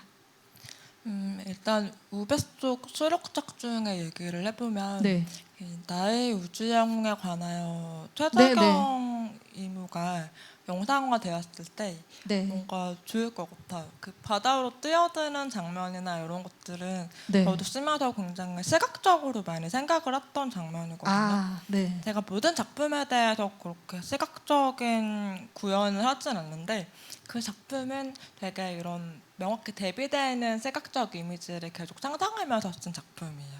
그러다 보니까 여기서 뭔가 이렇게 뛰어들어서 바다를 헤엄치는 그런 장면이 되게 재밌지 않을까 생각을 해봤고 네, 또 그 이후에 쓴 작품 중에는 10대 소녀인데 네, 일종의 테러를 벌이는 그런 과감한 인물이 있어요. 네, 그냥 아직 이제 좀 가을쯤에 나올 단편집에 실린 작품인데 이런 10대 소녀이면서 테러리스트이면서 한편으로는 춤을 추는 인물이거든요. 그 아, 인물이 네. 가진 어떤 입체성이 뭔가 굉장히 흥미롭게 영상으로도 볼 수 있지 않을까 그런 생각을 해봤습니다. 엄청나게 파격적인 인물이 올가을에 선물같이 등장을 하겠군요. 벌써 이렇게 영상화 됐으면 좋을 인물로 또 꼽아주셔서 더 기대가 되는데요. 그 최재경 그 비행사는 어느 배우가 하면 좋을까요? 근데 제가 기습 질문. 저는 이 인물들의 얼굴을 생각을 안 하거든요. 제가 너무 좋아해요. 네. 이 캐릭터를 저도. 네. 그래서 제가 글을 쓸 때 아, 얼굴 없는 우주 비행사. 네, 뭔가 계속 이거 쓰고 외모를 있는 전혀 걸로. 생각을 안 해요. 네, 네. 그래서 뭔가 배우에 대한 질문을 받으면 네. 아무 생각이 안 나요. 지금 그 작가님은 완전히 모든 배우를 열어두셨다고 합니다. 여러분들이 그 최재경의 얼굴에 배우들을 대입해 보셔도 좋은 또 상상이 되지 않을까 싶습니다. 네, 또 다른 질문을 드리도록 할게요. 어려운 질문이네요. 네, 작가님에게 개인적으로 희망이란 무엇을 의미하는지, 희망을 갖기 어려운 상황 속에서 희망을 잃지 않게 해주었던 생각이나 장면이 있으셨는지 궁금합니다 하셨습니다. 이건 되게 어려운 질문 같은데요. 저는 희망을 하는 게 뭔가 좀 막연한 게 아니고 구체적인 변화 속에서 만들어지는 거라고 생각을 하거든요. 그러니까 우리가 미래에 대한 희망이나 낙관을 갖는다고 할 때 그 말이 되게 허무하게 들릴 수 있잖아요. 우리가 마주한 이 미래나 마주한 현실 자체는 너무 비관적이고 문제가 많은데 여기서 그냥 막연하게 희망을 갖는다고 했을 때 과연 이게 의미가 있는 말인가라는 생각이 좀 자주 들 수 있을 것 같아요. 근데 제가 그런 생각을 조금 바꾸게 된 계기는 변화를 위해서 어떤 행동하는 그것을 쟁취해내는 사람들을 볼 때 뭔가 좀 가능성을 보이는 것 같아요. 그런 분들은 가만히 있지 않잖아요. 내가 마주한 이 현실이 굉장히 비관적이지만 나는 여기서 뭐라도 얻어내겠다. 혹은 뭐라도 바꾸겠다라는 태도로 이렇게 바꿔 나가고 계시는 분들이 계신데 아마도 그런 분들이 한 명 한 명이 바로 어떤 가능성을 상징하는 게 아닌가 싶고 우리가 그냥 미래를 손 놓고 보고만 있으면 그 안에는 희망은 없겠죠.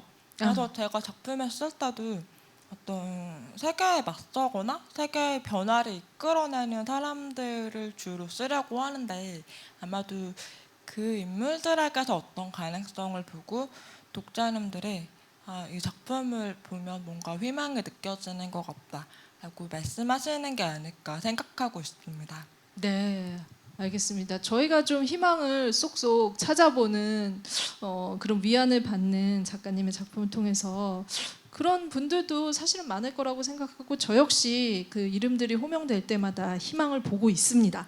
네, 또 다른 질문을 이어가도록 할게요. 네, 이번 소설이 첫 장편 소설인 걸로 알고 있는데 단편과 장편 쓰실 때 어떤 차이가 있는지 궁금합니다 하셨습니다. 전 작가님이 굉장히 밤늦게 쓰신다라는 얘기를 듣긴 했었는데 이 장편과 단편 또 속도전도 다르고 이 집중력도 다를 것 같다는 생각이 드는데 어떤 또 작업 과정이 있으셨는지 이야기를 들어보도록 할게요. 네. 일단 장편은 단편과 비교했을 때 아무리 써도 끝나지 않는다라는 차이가 있고 이게 정말 저에게는 현실적이다. 네네네. 엄청난 난관이었거든요. 네. 제가 창작하시는 분들 중에서도 조금 집중력이 그렇고 좋은 편은 아닌 것 같아. 그러다 보니까 단편 작업을 할 때는 뭔가 구상을 좀 길게 하고요. 그러니까 어떤 이야기의 얼개를 어느 정도 거의 짜놓은 상태에서 시작을 해요. 네. 그리고 초안에 쓰기 시작하면 너무 질질 끌지 않고 아무리 길어도 일주일 안에는 초고를 다 완성하는 편입니다. 근데 와. 장편은 네. 도저히 그렇게 되지가 않는 거예요. 아무리 써도 다음 내용이 남아있어요. 그래서 처음엔 그게 너무 당황스러웠고 내가 굳이 이렇게 해서 장편을 써야 될까. 약간 포기하고 싶은 그런 마음도 유혹도 많이. 네. 단편도 많은 분들이 좋아해 주시는데 막 이런 생각을 하면서 조금 단편 독자 이미 구축되어 있는데 굳이 또 장편의 세계로 내가 왜 이 고통을 겪고 있나. 네. 근데 이제 마감이 정해져 있었기 때문에 네. 어쩔 수 없이 글을 써야 됐고요. 역시 이렇게 위대한 그 김초호 작가님 같은 작가님도 마감 앞에서 꼼짝할 수 없는 거는 똑같군요. 네. 동병상련을 느끼면서. 네. 근데 이제 알겠습니다. 장편은 네. 쓰고 났을 때 굉장히 뿌듯한 건 맞는 것 같아요. 아무래도 이 네. 이야기 전체를 딱 완성하고 났을 때 내가 단편을 썼을 때는 내가 세계를 완성했다 이런 느낌까지는 들지 않거든요. 네. 근데 장편은 하나를 완성하고 나니까 내가 뭔가 하나의 세계를 매듭지었구나 이런 느낌이 남더라고요. 네, 네. 그래서 그런 성취감이 큰 그런 작업이기도 한 것 같아요. 네. 사실 그 뭐 관내 소설이나 우리가 빛의 속도로 갈 수 없다면 순례자들은 왜 돌아오지 않는가, 뭐 원통하는 소년, 작가님의 단편을 꾸준히 읽어온 독자분들은 이 지금 끝의 온실이 아마 이 세계들과 이 인물들이 다 모여 있는 총합이라는 생각 많이 하실 거예요. 그렇지만 우리가 김초엽 작가의 장편을 이제는 가질 수 있게 됐기 때문에 이제는 김초엽 유니버스라고 부를 수 있는 어떤 떳떳함이 생긴 게 아닐까라는 생각을 저는 또 해보게 됩니다. 네. 네, 마감의 고통에 시달리면서 쓰신 장편 얘기를 좀 들어봤고요. 또 다른 질문으로 여성 캐릭터를 만들어 나가시는 처음부터 끝까지의 과정과 네네, 참 방대하네요. 그 과정 속에서 신경 쓰시는 부분들이 있다면 무엇인지 궁금합니다. 그리고 네, SF 장르 선택한 건 아까 이제 그 답변을 드렸기 때문에 이 부분에 대한 얘기를 들어보도록 하겠습니다. 네. 캐릭터를 만들 때 일단 성별을 그렇게 신경 안 쓰고 처음에 만들 때가 많은 것 같아요. 아까 기자님과의 토크에서도 얘기했지만 일단 인물을 다 짜고 나서 이 인물이 굳이 남성이어야 될 필요가 없으면 여성으로 설정을 하는 편이고요.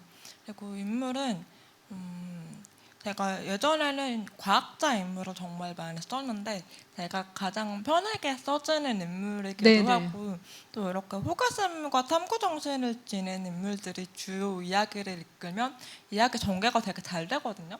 아무래도 미래를 계속 궁금해하다 보니까 앞에 사건들을 추적해 나가는 그런 재미가 있잖아요. 이런 과학자 인물들을 주로 썼는데 이제 최근 들어서는 과학자가 아니면서 우리 일상에서 흔히 볼 수 있는 인물들인데 사실 내면에는 뭔가 좀 이상한 생각을 지니고 있는 이런 인물들을 조금 더 써보려고 하는 것 같아요. 방금 이야기한 그 10대 소녀 테러리스트 이런 인물도 뭔가 겉으로 보기에는 그냥 평범한 소녀같이 보이지만 안에 내면에서는 이런 테러를 꾸미는 뭔가 끓고 있는 이런 엄청난 반대되는 그런 인물들을 상상해 볼 때가 많은 것 같고요. 네. 또 이야기에 어울리는 인물을 이렇게 구상할 때도 있어요. 저는 인물로부터 출발하는 경우가 아주 많지는 않아서 어떤 장면이 떠올랐을 때 이 장면에 가장 적합한 인물은 누구일까? 혹은 네. 어떤 세계를 떠올렸을 때 이 세계 속에서 가장 치명적인 타격을 입게 되는 인물은 누구일까? 네. 가장 공경에 처하는 인물은 누구일까? 이런 질문을 던지면서 캐릭터를 구축해 나가는 편입니다. 네, 어떻게 보면은 그 치명적인 타격을 입게 되는 인물이 누구일까라는 고민에 지금 우리가 미처 돌아보지 못했던 평등한 세상이었다면은 모두가 주목받았을 그 가려진 인물들이 끄집어내지는 게 아닐까, 작가님의 작품에서 그런 생각 듭니다. 실시간 질문을 하나 더 살펴볼게요. 김유선님께서 보내주셨는데요. 상상하지 못했던 새로운 소재와 이에 대응되는 기술들을 소설의 재료로 풀어내고 계신데요. 이런 요소들이 독자에게 공감을 얻고 현실과 동떨어진 것으로 다가가지 않게 하기 위해서 작가님께서는 어떻게 스토리를 만드시는지 궁금합니다. 이건 저도 좀 고민을 하는 게 어디까지 멀리가 독자님들이 편하게 받아들이시고 또 너무 가까우면 또 너무 익숙하게 느끼지 않을까 이런 고민들을 많이 하고 있거든요. SF 장르가 어떤 진입 장벽이 있다고 느껴지는 이유가 그런 되게 새로운 요소들이 어떻게 배치되는지에 따라서 다른 느낌을 주기 때문이라고 생각해요. 그래서 SF 장르를 즐기시는 분들은 이런 새로운 요소가 처음부터 마구마구 등장하는 걸 좋아하시는 분들이 네, 많고 네. 저도 어떻게 보면 그런 요소들을 좋아하지만 한편으로는 SF를 처음 접하시거나 이런 장르적인 요소를 안 좋아하시는 분들에게는 이게 엄청난 장벽이 되는 거란 말이에요. 그래서 저는 이럴 때 조금 제가 세운 원칙이 있는데 이야기 자체의 중심은 인물들을 잡고 가고 그 인물들의 감정을 따라서 흘러가게 만들어요. 그러면 거기에 끼어드는 좀 색다른 요소들이 있고 그 요소들을 잘 이해를 할 수 없다고 해도 독자님들이 이 인물의 감정을 따라가면서 이야기를 잘 이해를 하시더라고요. 네. 그래서 저는 어떤 새로운 요소를 쓰고 싶은데 이게 독자님들에게 와닿을지 잘 모르겠다 할 때는 그 요소들을 일단 넣고 대신에 인물들의 감정을 좀 강하게 네. 친구와의 우정을 좀 강하게 드러낸다든지 네. 아니면 언니와의 자매라든지 이런 중심이 되는 감정을 좀 네, 꽉 네. 잡아놓는 편입니다. 네. 와, 오늘 뭐 김초엽 작가님의 작품을 거의 이제 이거 뭐라 그럴까요? 해부하는, 그래서 아마 이제 그 또 다른 또 이제 그 김초엽 작가를 꿈꾸는 작가님들이 이 작법을 좀 많이 힌트를 얻어 가실 것 같다라는 생각이 듭니다. 질문을 하나 더 받을게요. 네. 이 질문은 작가님이 대답해 주실까라는 생각이 들긴 하는데, 이 한국 영화계에 대한 질문이 작가님의 생각을 여쭤보시는 분이 질문 주셨습니다. 한국 영화, 특히 상업 영화에서 주목할 만한 여성 캐릭터가 많이 눈에 띄지 않는 이유가 무엇일까요? 상업 영화를 이끄는 감독들이 대부분 남성이라서, 아니면 여성 캐릭터를 다루는 시나리오 작가의 한계, 또 그것도 아니면 제작자들이 여성 캐릭터가 두드러지는 것이 흥행에 도움이 안 된다고 생각해서 관객들이 남성 캐릭터가 활약하는 영화를 더 좋아하거나 익숙하게 느끼기 때문에 어떤 이유가 있을까 질문을 주셨는데, 질문 주신 분이 어떻게 보면은 이유가 될 만한 것들을 많이 언급을 해주셨어요. 네, 그 영화를 또 이제 그 보시는 작가이기 이전에 또 관객이시기도 하실 테고, 지금은 이제 원작자로도 이제 그 타이틀이 또 이렇게 생겼는데, 작가님은 어떤 생각을, 어떤 한계를 느끼시는지 말씀을 들어보도록 하겠습니다. 방금 말씀하신 모든 내용이 다 네네. 답이 된 것 같고 요약을 해주셨네요. 네. 제가 평소에 생각하던 그런 문제들이 있는 것 같고 네. 그리고 한편으로는 그런 생각도 있습니다. 감독이 여성이든 남성이든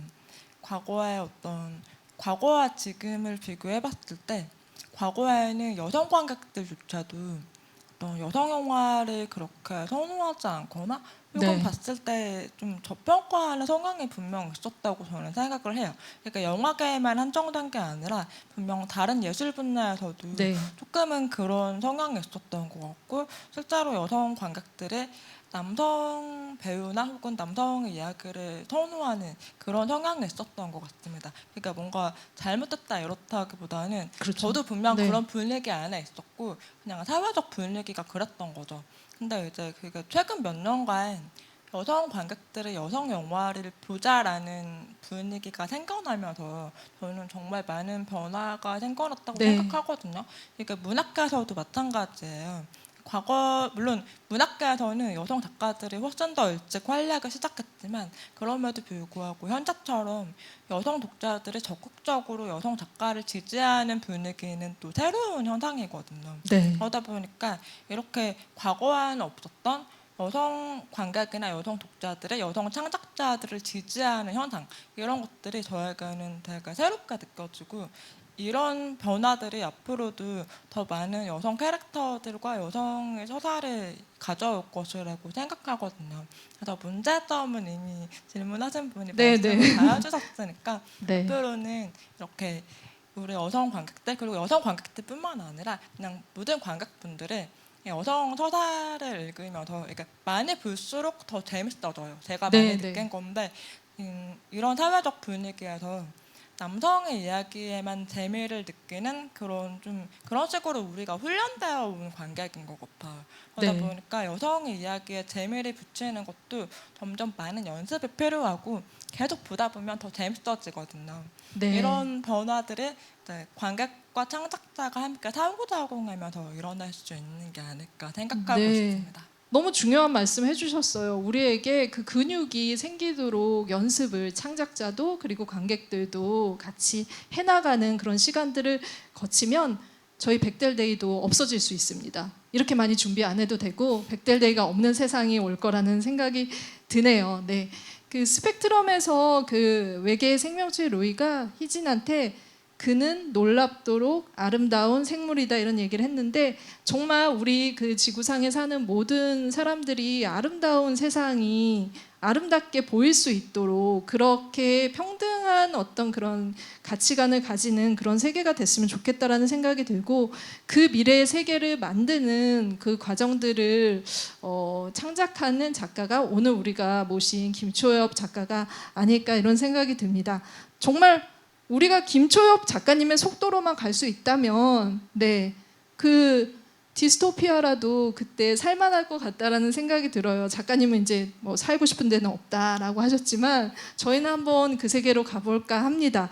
오늘 이렇게 김초엽 작가 마스터 클래스 백델데이 2021에서 함께 했는데요. 마지막으로 작가님께 소감 한 말씀 마스터 클래스 초청돼서 이렇게 모든 에피소드와 그 작법 기술까지 탈탈 털리신 소감을 한번 듣고 마치도록 하겠습니다. 오늘 이 자리에서 물론 이런 행사를 하다 보면 제가 하는 이야기나 듣는 질문은 조금 비슷해지기 마련인데 오늘 이 자리에서는 조금 더 해보지 않았던 이야기들 조금 더 솔직하게 말해볼 수 있어서 되게 좋았던 것 같고요. 네. 여성 캐릭터와 창작에 대해서 저뿐만 아니라 다른 창작자분들도 굉장히 많은 고민을 하고 계실 텐데 이런 것들을 다음에는 이런 클래스가 아니고 토론이나 네. 라운드 테이블처럼 꾸며봐도 굉장히 너무 재밌을 좋죠. 것 같다는 네. 생각이 들어요. 네. 오늘 정말 저에게도 되게 유익한 자리였습니다. 네, 와, 네, 너무 좋은 찬사를 또 저희 행사에 해주셨는데 저희 그러면은 많은 분들이 보시고 계신 분들은 박수를 치고 계실 거고 현장에 계신 분들도 박수를 한번 드릴까요? 네, 너무 감사합니다. 네, 곧 정말 토론회나 좌담 이렇게 대면으로 만나는 날을 꿈꾸면서 그러면은 작가님은 여기서 보내드리도록 하겠습니다. 1부 순서는 여기서 마치겠고요. 한국 영화의 성평등 지수를 AI를 통해서 분석한 발표, 조혜영 평론가님의 심포지엄, 그리고 또 마지막 원동현 대표와 변영주 감독님의 뜨거운 토론까지 기다리고 있으니 잠시 후 1시에 시작되는 2부 많은 기대 부탁드리고 많이들 오셔서 응원 보내주시면 감사하겠습니다. 그럼 저희는 여기까지 하고 물러가도록 하겠습니다. 감사합니다.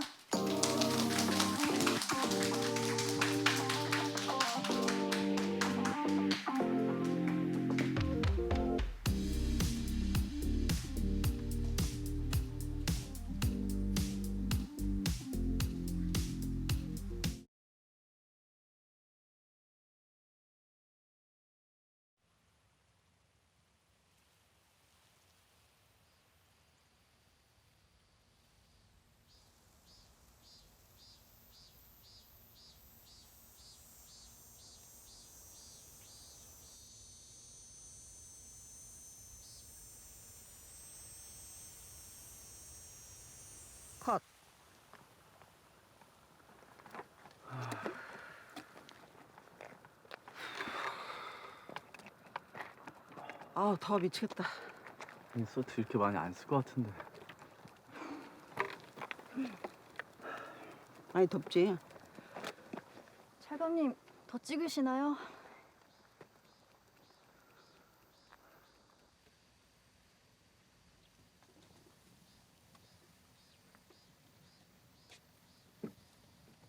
꿈나라의 애인이시여, 지금 이 세상 아닌 감미의 노래에 고요히 잠든 귀를 기울였나이다. 얼마나 자유로운 조율이오리까. 몸은 정화되어 날개를 달고 꽃피운 공간을 나르려나이다. 부세를 운들 그대와 나, 내 앞에 대로를 걷지 않고 그대 앞에 동굴을 찾지 않았도다. 그러나 눌렸던 우리들을 해방하는 노래가 들려지오니 우리는 꿈길을 버립시다. 애인이시여, 애인이시여, 여기 유현경의 길에 길이 있으니 이리 오십시오. 애인이시여, 애인이시여, 사람 모르는 그곳에 길 있으니 날개를 펴십시오. 갈게요.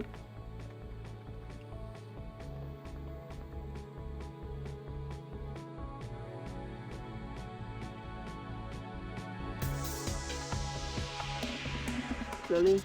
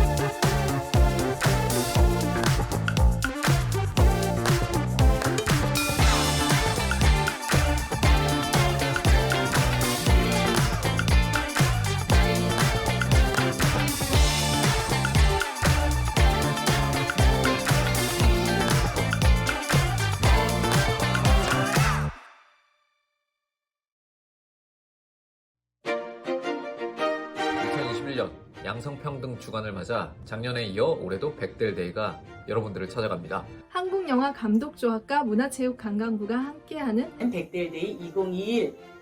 한국영화는 성평등 문화 발전을 위해서 여러분도 함께해 주세요. 백델 초이스 10에 선정되었다는 소식을 들었습니다. 조금이나마 한국영화 양성평등에 힘을 보탤 수 있어 영광입니다. 여성 영화인으로서 영화 현장에서 마주치는 다양한 상황들에 대해서 고민이 많았는데요. 이번 행사를 통해서 다른 영화인분들과 공유하고 항상 좀 더 좋은 영화를 만들고 싶다고 생각하는데 그 안에는 성평등한 세상에 대한 고민과 의지 역시 포함되는 것 같습니다. 2000년대 초반 극장에서 영화를 보고 제 친구가 이런 말을 했었는데요.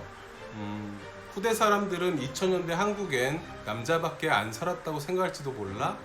여성의 시점과 감성을 놓치지 않는다는 원칙이 있었습니다. 네, 저희 작품이 백델 초이스에 선정되어 영광이고 여성 캐릭터가 장르 영화 안에서 굉장히 큰 힘을 발휘할 수 있다는 것을 꼭 보여주고 싶었습니다. 하나, 둘, 셋. Be Next. Be Next. Be Next. Be Next. Be Next. Be Next 백델데이 2021 화이팅입니다. 9월 4일 토요일 오전 11시부터 오후 6시까지 네이버 V라이브 한국영화감독조합에서 만날게요. 채널 한국영화감독조합으로 들어오시면 됩니다. 저도 나옵니다. 그럼 그날 봬요. 감사합니다.